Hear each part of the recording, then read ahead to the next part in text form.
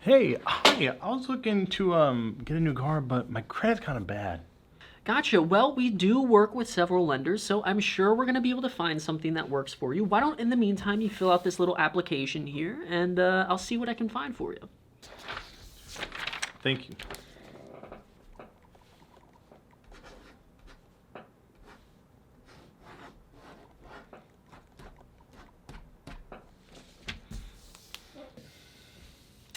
Thank you so much. Let me just enter in some of this information here.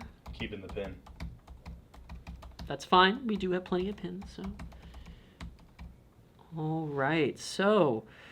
Great. It looks like we got you approved for a $30,000 kind of auto loan. It is going to be at an interest rate of 21%, though. Cool. So I'm approved for 21%. Isn't that a little high? Yeah, it might be a little bit high, but why don't we just go table that for now and go look at some cars and see actually what you'll be able to get with a loan like this.